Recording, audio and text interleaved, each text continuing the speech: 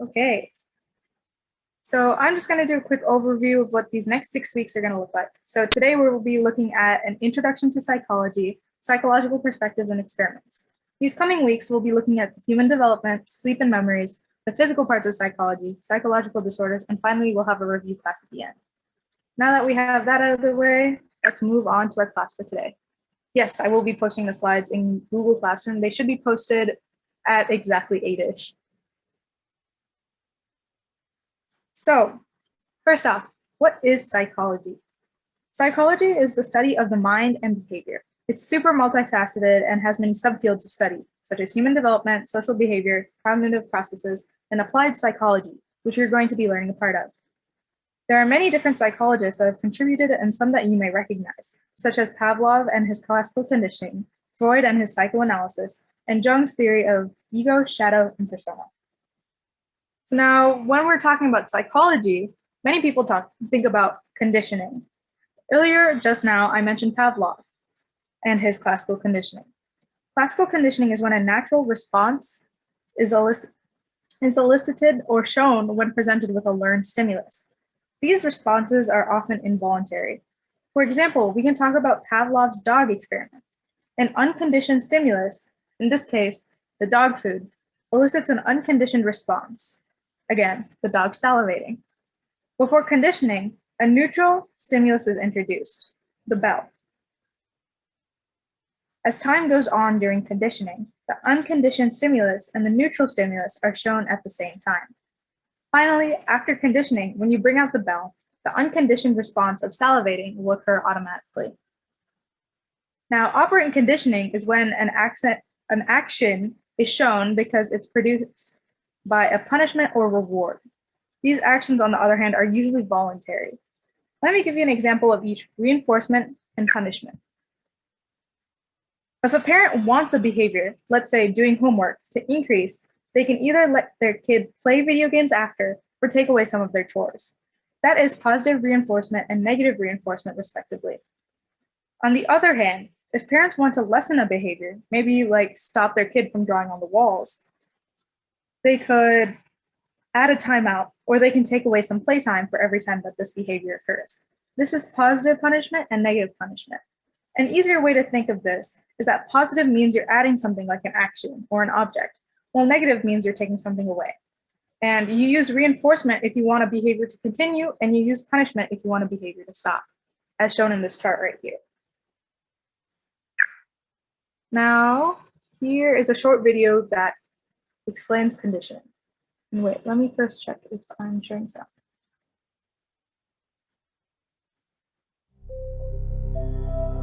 Let me know if the sound was right.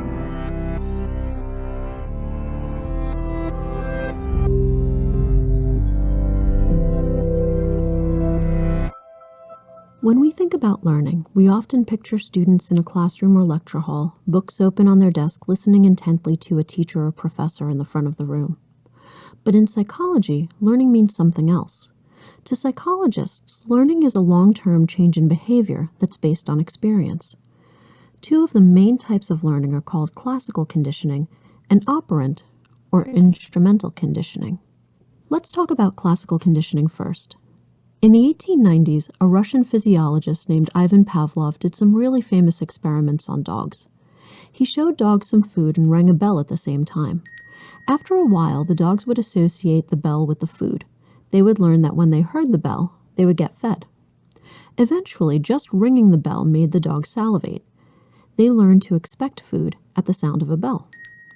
You see, under normal conditions, the sight and smell of food causes a dog to salivate.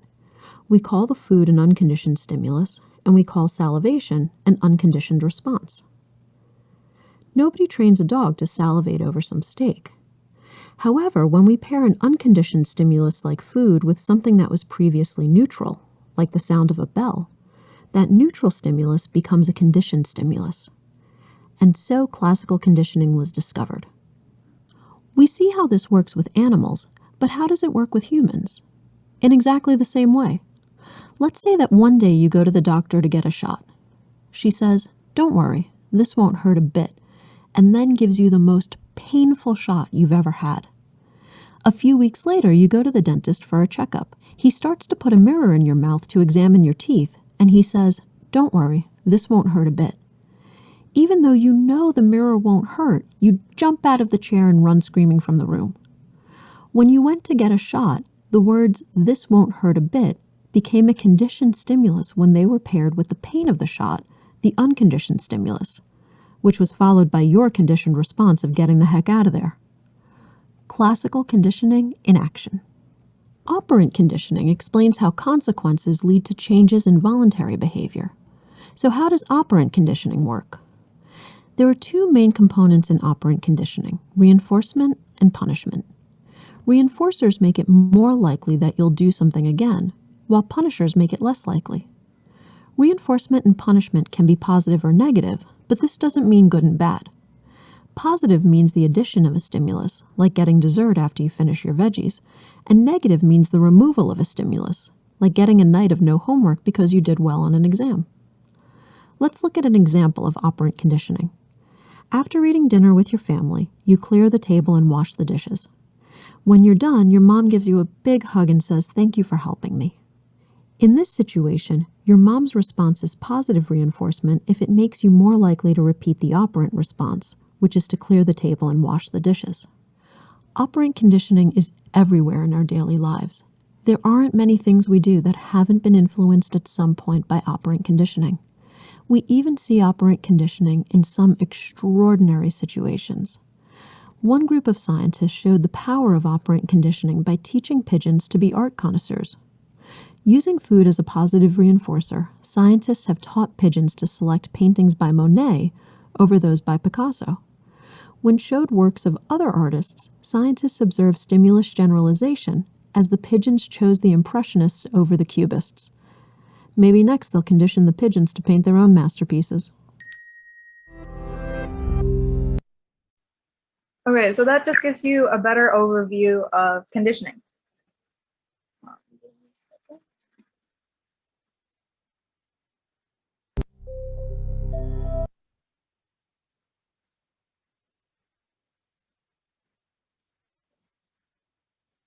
There are different ways of thinking about human behavior. Psychologists utilize a variety of perspectives when studying how people think, feel, and behave.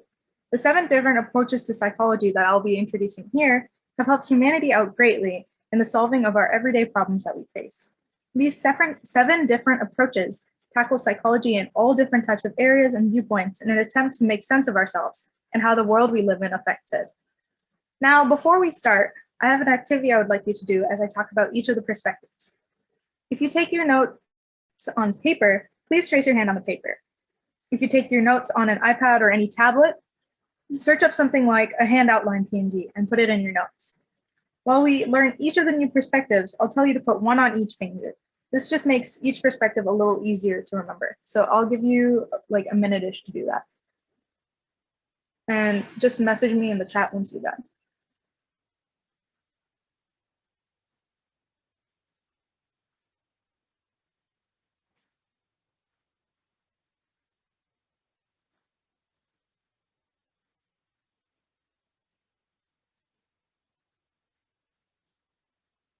Yes, do get a hand picture if you're on an iPad or something.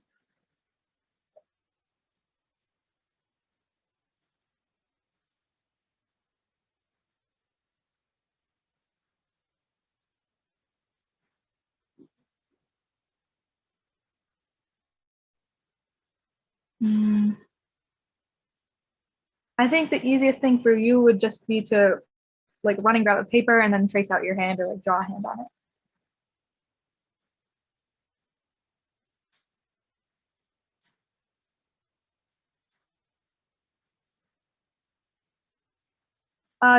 If you're on an iPad, just bring in a hand PNG picture and put it into your notes. But if you're writing on paper, trace out your hand.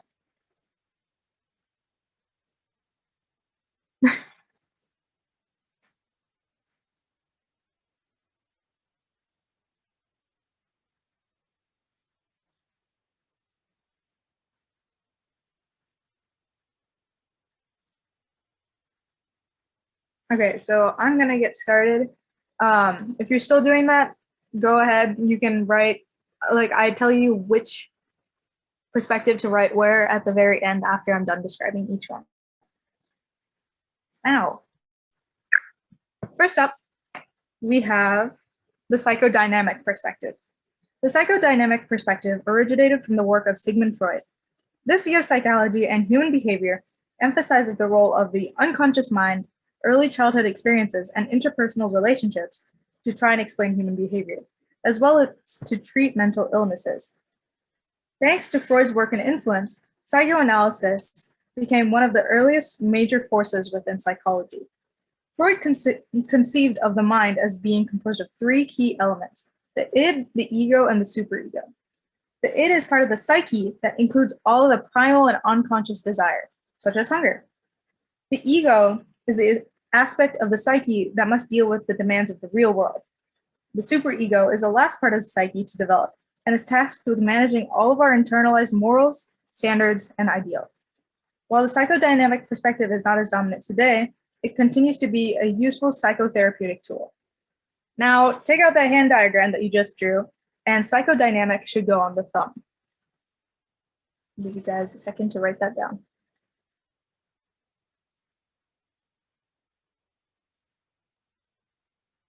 Okay. Now, we have the cognitive perspective. During the 1960s, a new perspective known as cognitive psychology began to take hold. This area of psychology focuses on mental processes such as memory, thinking, problem solving, language, and decision making.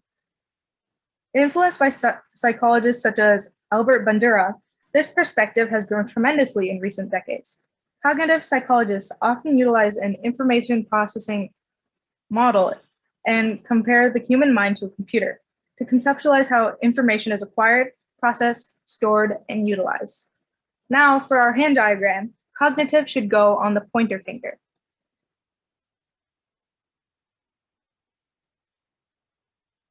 Okay. Next, we have the behavioral perspective. Behavioral psychology is a perspective that focuses on the learning process and learning behavior. This behaviorism is thought of in a way as to where humans or animals are controlled by the environment around them. This is the approach of how environmental effects called stimuli particularly affect behavior. The approach is very concerned with the way we learn things and especially with how we retain information. Today, the behavioral perspective is still concerned with how behaviors are learned and reinforced. Behavioral principles are often applied in mental health settings where therapists and counselors use these techniques to explain and treat a variety of illnesses. For our hand diagram, behavioral should go on the middle finger.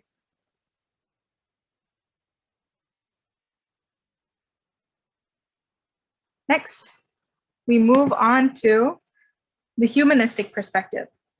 This approach is kind of like the sunshine of psychology, and it's the perspective of psychology that looks at an individual as a whole person. It started to emerge in contrast to the behavioral and psychodynamic parts of psychology. This approach emerged in the 1950s-ish and decided to look at the individual's behavior through observation and also with how that certain person views life. This approach expanded to a lot of different areas inside the psychology world and gave a lot of new insights to psychologists on how to treat and deal with patients. The humanistic perspective emphasizes the role of motivation. I'll go a little slower. The humanistic perspective emphasizes the role of motivation in thought and behavior. Concepts such as self-actualization are essential. Psychologists with a humanist perspective focus on what drives humans to grow, change, and develop their personal potential. Now, for our hand diagram, humanistic should go on the ring finger.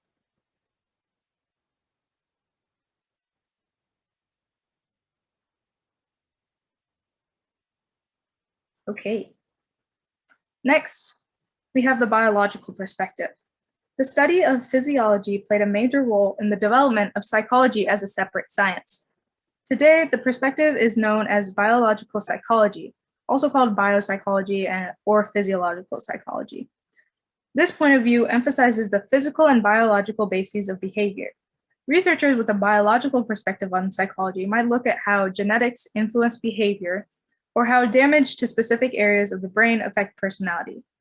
The nervous system, genetics, the brain, the immune system, and the endocrine system are just a few subjects of interest to biological psychologists. Over the last few decades, the perspective has grown significantly with advances in our ability to explore and understand the human brain and nervous system. Scientists can now look at the effects of brain damage, drugs, and disease in ways that were not possible in the past. Now, for our hand diagram, biological should go on the pinky.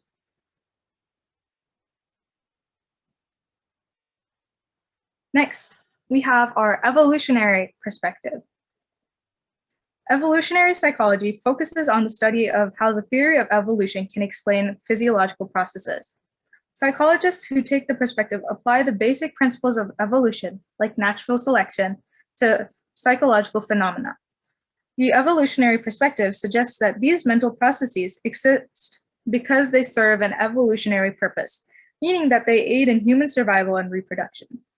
I know that we've run out of fingers on our hand diagram, but since we're talking about evolution, let's add another finger and put evolutionary there.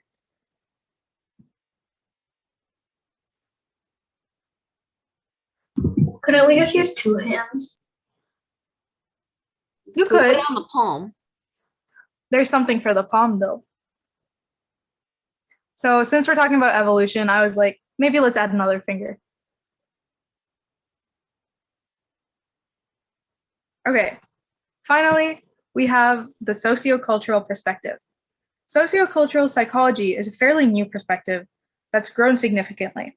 Psychologists and researchers look at human behavior across different cultures. By looking at these differences, we can learn more about how culture influences our thinking and behavior. For example, researchers have looked at how social behaviors differ in individualistic and collectivist cultures. In individualistic cultures, such as the United States, people tend to exert less effort when they're a part of a group, a phenomenon that's known as social loafing. In collectivist cultures, such as many Asian cultures, people tend to work harder when they are a part of a group. For our hand diagram, draw an earth on the palm, and that will represent the socioculture perspective.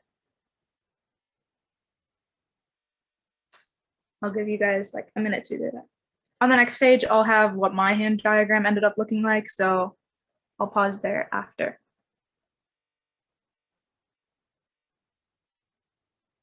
And if anyone wants me to repeat anything about any of the perspectives, feel free to just either unmute and tell me or tell me in the chat.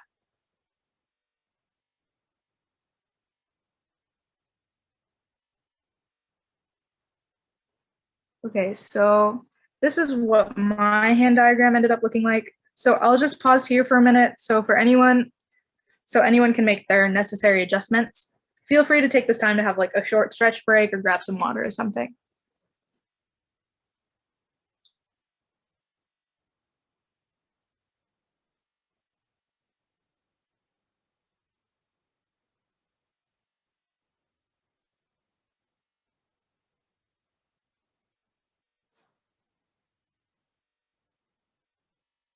If there's time at the end, there will be a Kahoot. I hope there will be time at the end. Okay, I'm going to move on to some examples. So we're going to go through 3 different examples. Throughout any of the examples, feel free to either unmute and talk about it with everyone or type in the chat. So now our first example is, how does a professional with a biological approach view forgetfulness?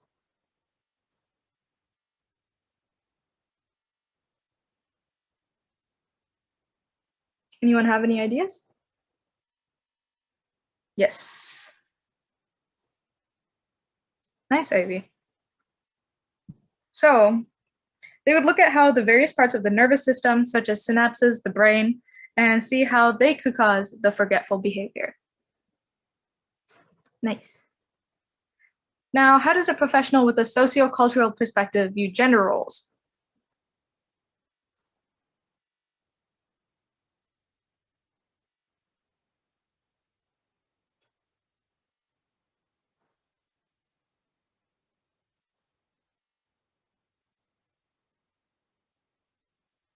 So gender roles are, oh, that might look weird with this font, but that says gender roles.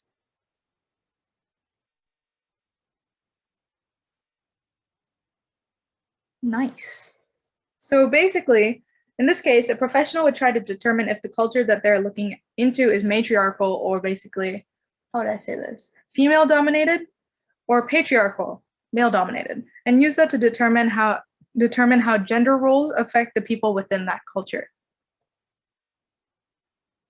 Now, our final example is, how does a profession with an evolutionary perspective view aggression?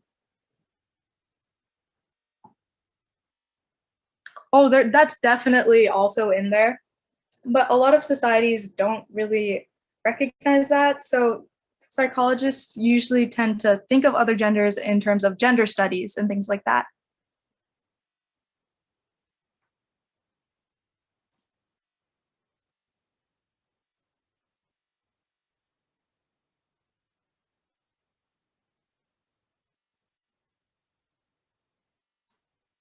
That's a good answer for aggression, yeah.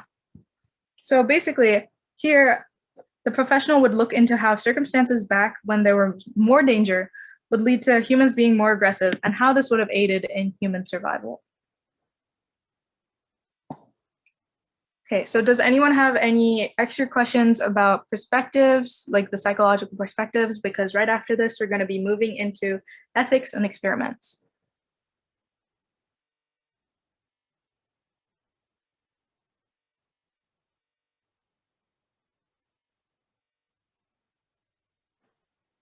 All right, I think I'm going to be moving on. Always, if you have questions about previous sections, don't hesitate to ask in the chat. I'll always be able to answer them. So now we're moving on to ethics and experiments. For one to have a successful study or experiment, it must both be reliable and ethical. First, let us look into what it takes for a study to be reliable. So studies must have unbiased sampling.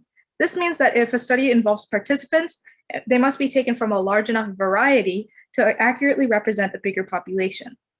Next, they have to have consistency. Researchers make sure to check that their data is not turning out too varied because this makes it harder to make strong conclusions. Finally, the experiment must have many cases. You can't generalize from one wild case, as it wouldn't accurately represent a bigger demographic. I'll just give you a second here to write anything down.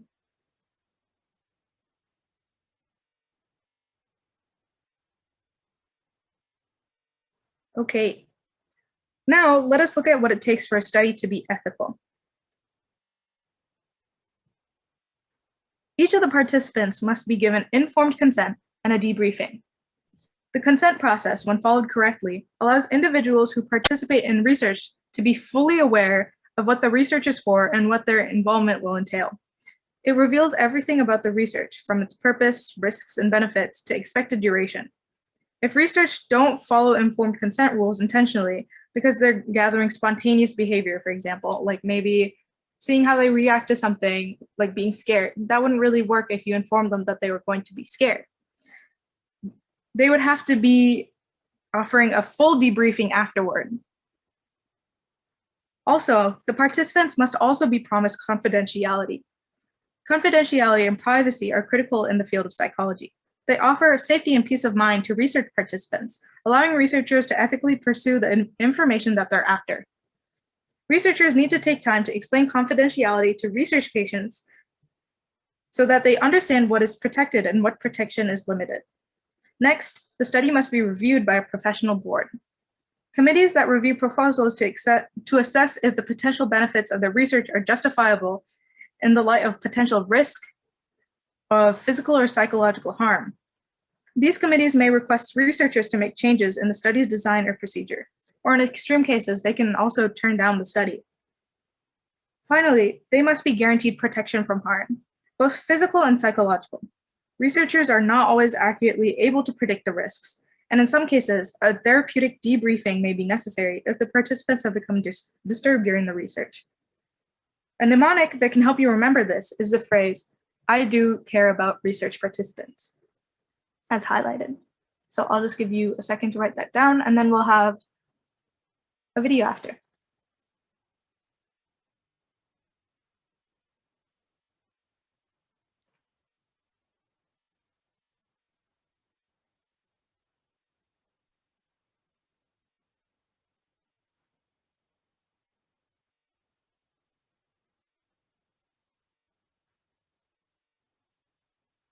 Okay, so now we have a video about unethical studies.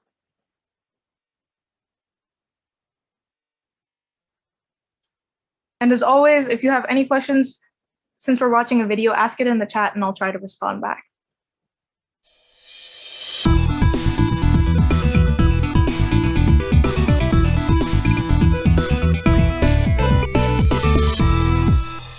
Studying the human mind is a tricky business. There's still so much we don't know, and so many questions scientists are looking to answer. But when researchers are working with human subjects, they have to balance getting answers with protecting their subjects. In the past, they haven't always been good about taking care of the fellow human beings they're studying. A lot of historical psychology experiments would be considered unethical by today's standards, and the foundation of the ethical standards we use today comes from the 1970s, when scientists came up with a list of rules to protect the security and privacy of human volunteers. It's known as the Belmont Report. Basically, 3 key ethical principles to guide all human research. The first point is called respect for persons, and it means that subjects have to give informed consent. Anyone who participates in human research, including psychological research, needs to know the risks and benefits of the experiment before signing up. The second ethical principle is called beneficence, and it basically means that researchers should try not to have any negative impact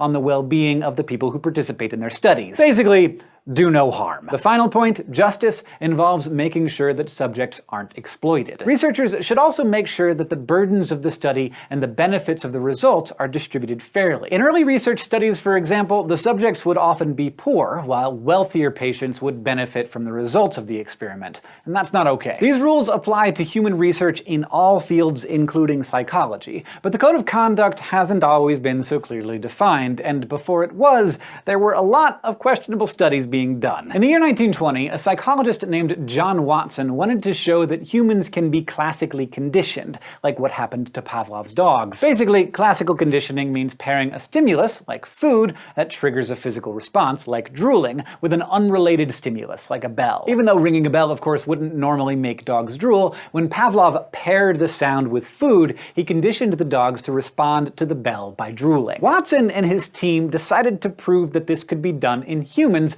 by classically conditioning a 9-month-old baby named Albert using animals and scary noises. First, the researchers presented Albert with a fuzzy white rat. As he'd reach out to pet the animal, the psychologists would strike a hammer against a metal bar behind his head, creating a loud noise to startle him. Eventually, just the sight of the white rat was enough to make Albert start crying and crawl away. He'd begun to associate the fear of the loud, scary noise with the fuzzy white rat. So yeah, Albert had been conditioned. But this study failed in a lot of ways. For one thing, it used a single subject and no controls, so Watson hadn't really proved anything. But then, of course, there were the ethical issues. Watson never reconditioned Albert to not be afraid anymore, so he was permanently affected by the experiment and not in a good way. We also don't know if Albert's mother fully consented to the research, which definitely violates the main ethical principles of the Belmont Report. And this wasn't the only horrifying psychology experiment conducted on children in the early 20th century. In the late 1930s, a psychologist named Wendell Johnson and his graduate student Mary Tudor at the University of Iowa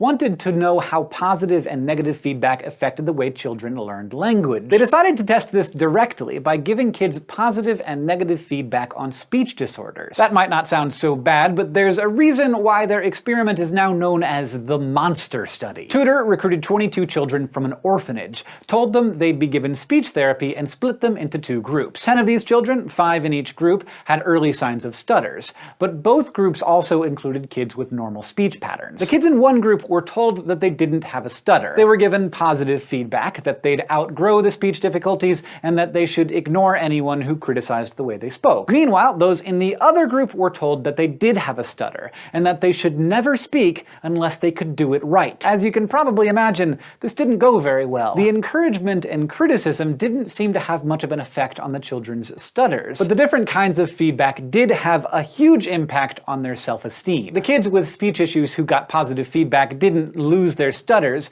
but they did become a lot more confident when they spoke. Meanwhile, the children who were given negative feedback became more withdrawn, self-conscious, and frustrated, whether or not they actually had a stutter to begin with. So for that group of kids, this research was pretty damaging. As minors, they couldn't consent to the research, and the people who ran the orphanage didn't protect them from the potential harm of the study. The children also also weren't debriefed after the project was over, and there was no real follow-up on how they may have been affected by the study long-term. All of these things were later declared unethical by the Belmont Report. Experiments, of course, can harm adult subjects too. In 1961, a researcher at Yale University named Stanley Milgram was interested in the psychology of obedience. He decided to see how subjects would react when a researcher pushed them to do things that went against their morals. The study he came up with is now called the MILGRAM experiment, and it had 3 separate roles. The experimenter, played by a scientist in a white lab coat, was the authority figure. The teacher was the role assigned to the experimental subject, and the final role was the learner, a paid actor who the subject thought was actually another volunteer. The learner was sent to a separate room so they were out of sight while the experimenter observed the teacher, the subject, instructing the learner in a word pairing task over an intercom. Every time the learner got the word pair wrong,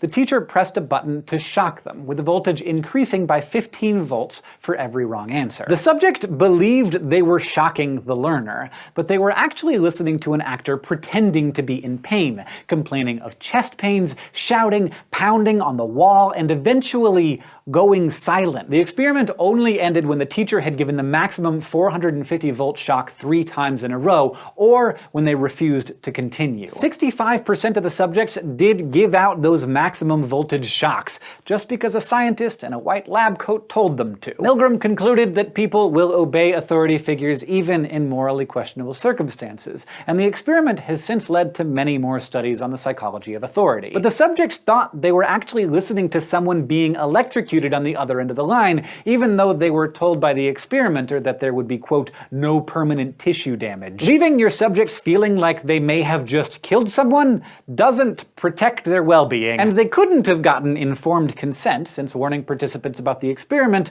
would have changed how they reacted. And since then, there have indeed been other studies that led people to believe they might be hearing someone get seriously injured. In 1964, a woman named Kitty Genovese was murdered. At the time, newspapers reported that there were more than 30 witnesses to the murder, and that none of them called the police. We now know that those reports were flawed, but for a while it seemed like dozens of people just stood by while someone was murdered right in front of them. So in 1968, psychologists John Darley and Bibb Latané at Columbia University came up with a way to learn more about why people might not act in a crisis, especially if there are others around. They placed college student volunteers alone in rooms, gave them headphones, and told them that the study was about the emotional issues faced by students. Each subject was told that they would be communicating with a few other students over intercom to avoid any privacy issues that might come up if they were face-to-face. But the other students on the line were actually recordings, and one of those recorded students mentioned early on in the conversation that they had occasional seizures. Later on in the experiment, that voice would start to have trouble speaking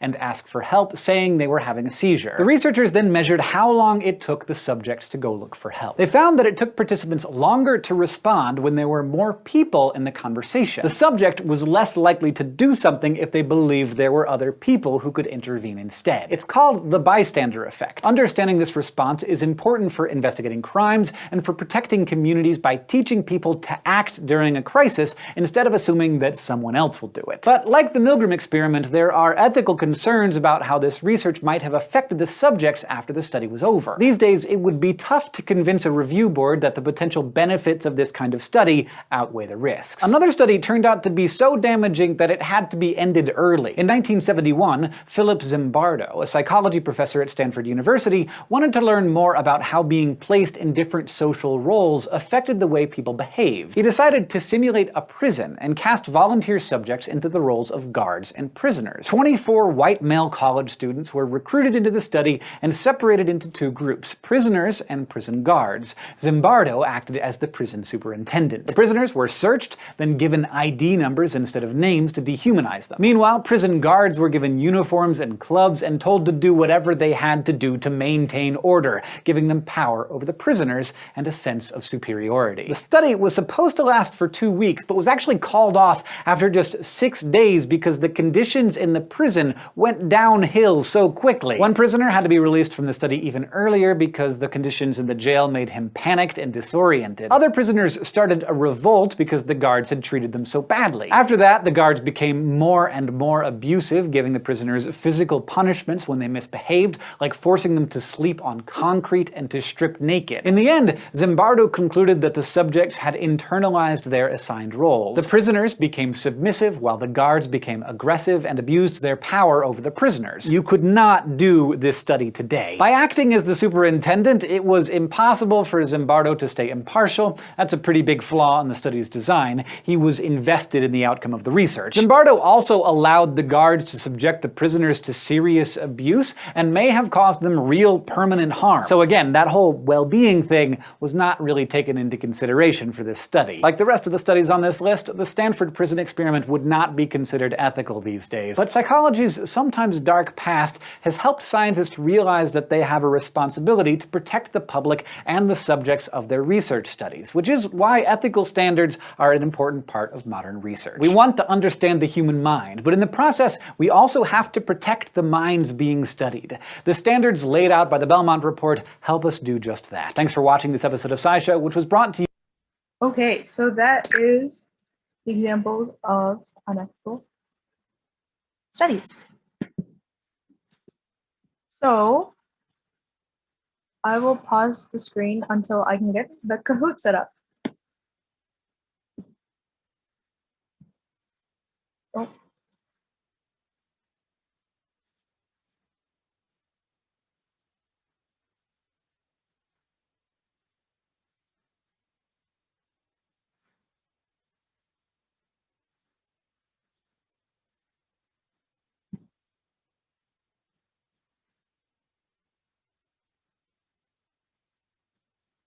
Okay.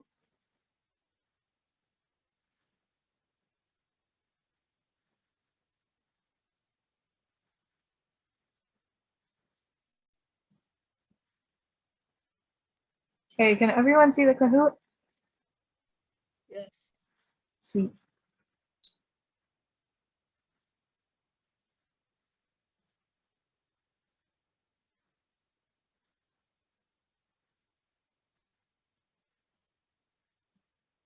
This is taking a while to load.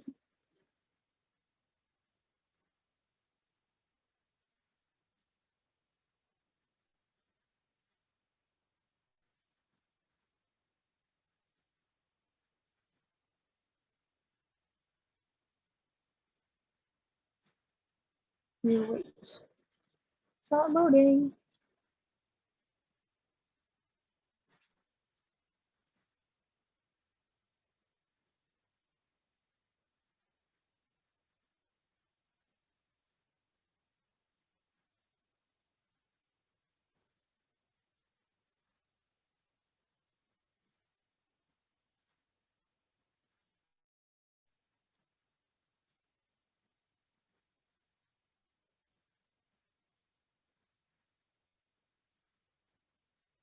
I don't think there's a link for this. I think Kahoots just have things. I hope this will load.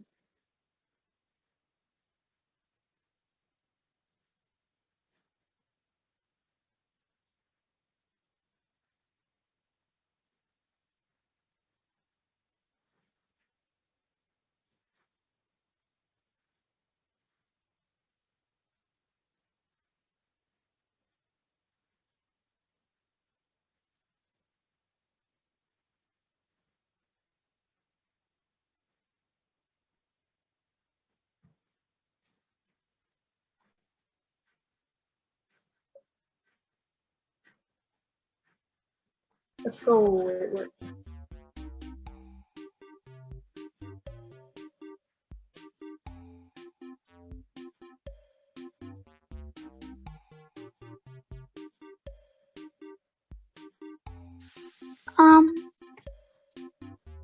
Yes?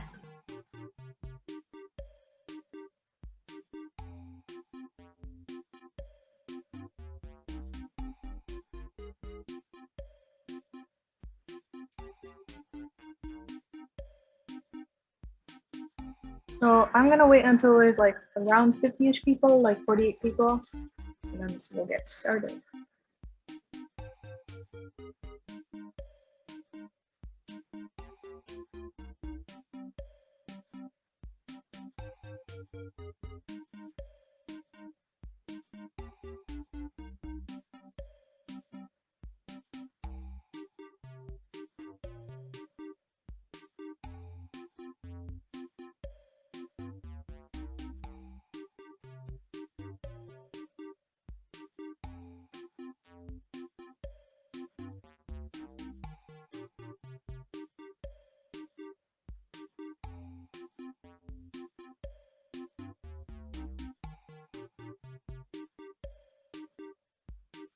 The 80s music.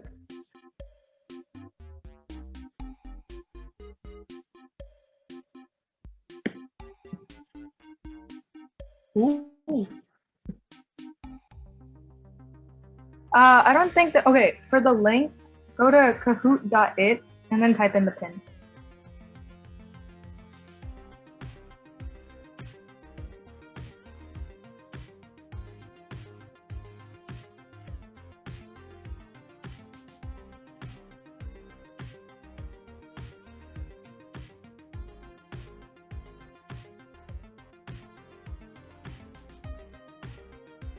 I'll give you guys like 2-ish more minutes. I'll post the pin in the chat at like after 2-ish minutes, and then we'll get started so that we can finish this.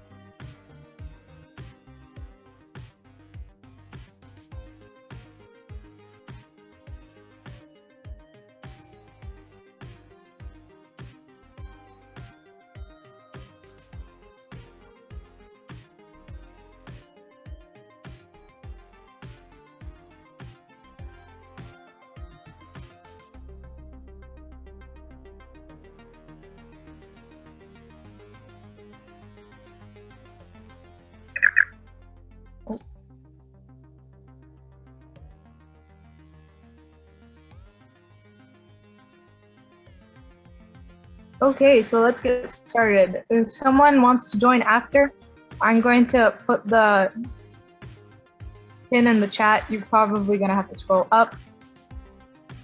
But yes, let's get started.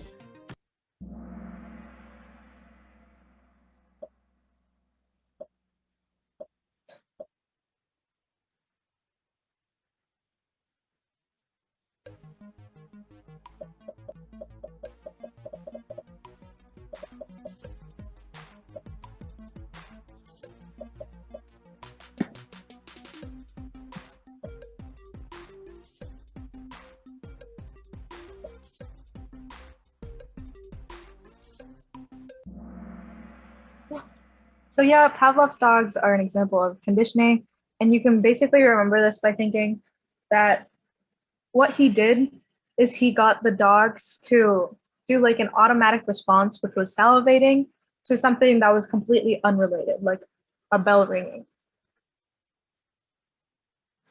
Oh my gosh, wow.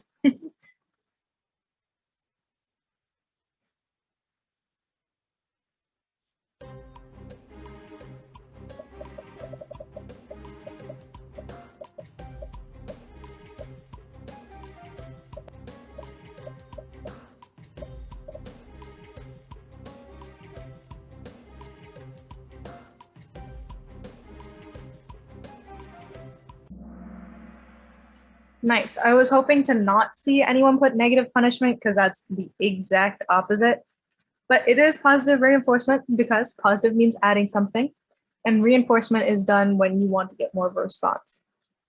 So basically, positive punishment would be like adding something to try and get rid of a behavior. Nice.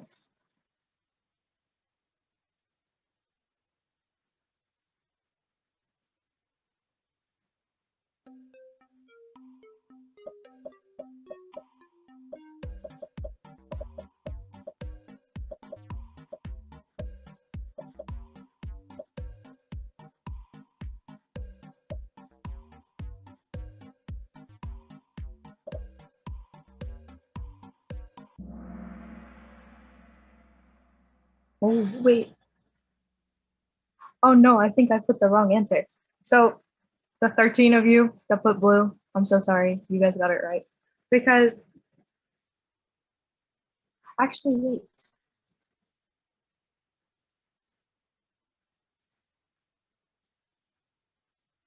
It is negative punishment because you have to, wait, sorry. he's trying to lower the behavior of like he's trying to stop the nagging. So he takes away the dishes, I guess.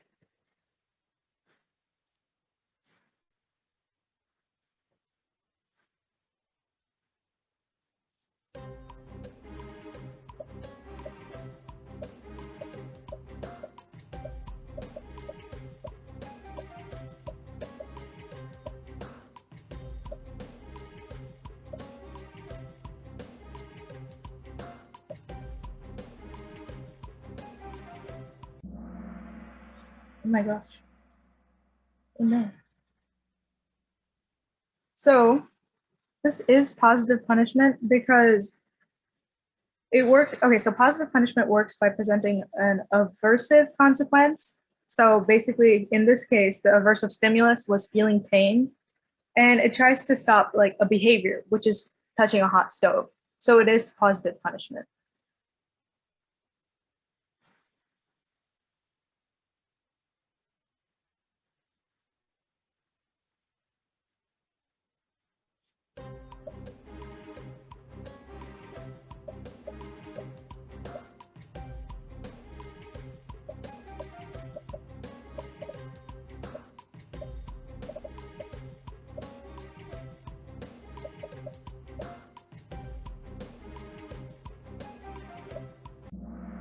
Okay, so yes, this is the blue answer because a biological perspective, that means you're looking at it in terms of like the body. So in this case, it says genes, so that's a dead giveaway. Wow, 12 places.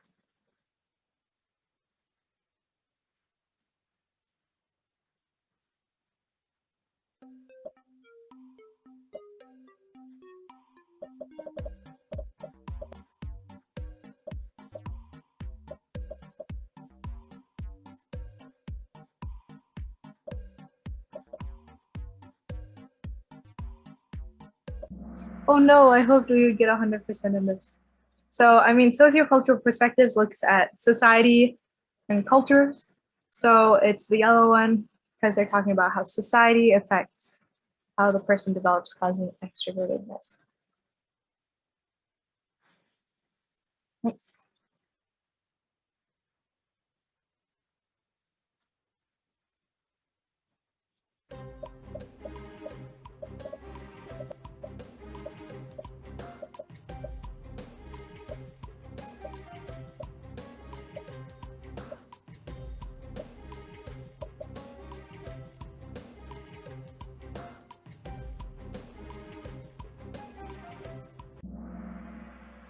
Okay, so it is the green answer because when we're looking at evolution, we're looking at natural selection, and favorite traits being chosen has to do with evolution and natural selection.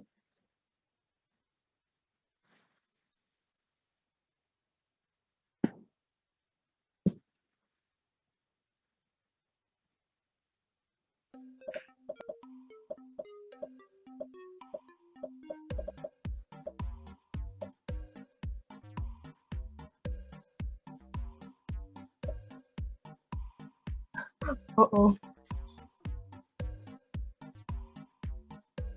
Wait, what does extroverted mean again? Extroverted is like if you're extroverted, you basically like talking to a lot of people, you like hanging out with people a lot. So like the opposite of that is introverted, where you're kind of like a little closed off and things like that. Yeah. So this one is the red answer because looking at psychology in a behavioral perspective is when you look at the environment and how that affects development. Oh no.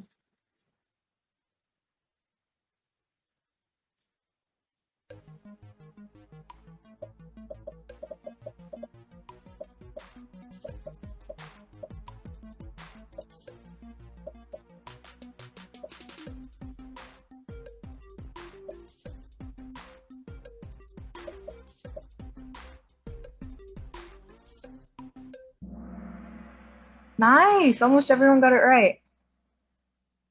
So the three things you have to think of when you're thinking about a study needing to be reliable, It's an unbiased sample, consistency, and multiple data points.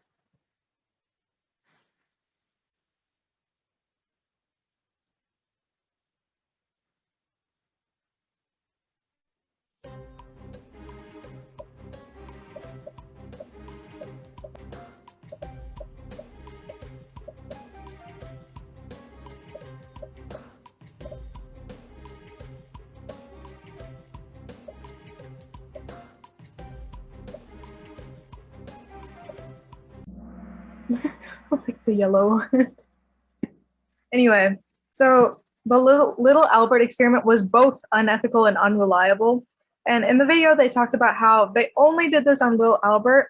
So that's the only one data point. And little Albert, he wasn't conditioned to be not afraid of the animals again. So he was stuck with that fear for longer than the scientists anticipated. So there was no protection from harm here.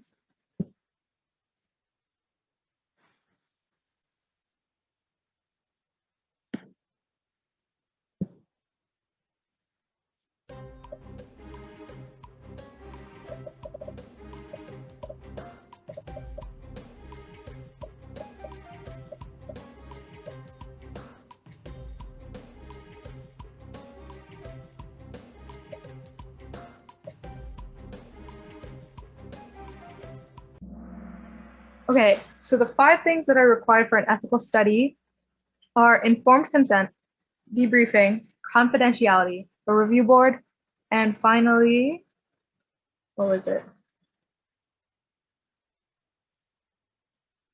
Protection from harm.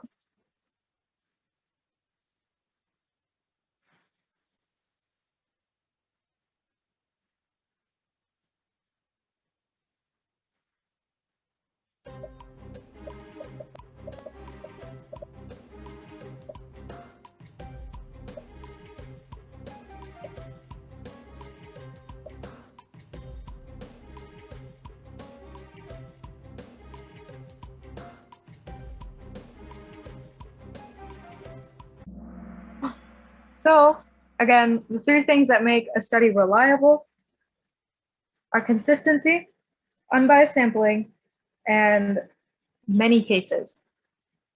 Let's see how you guys did.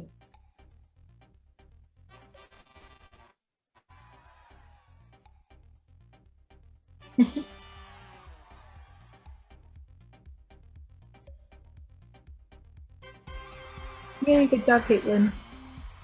And everyone else, of course.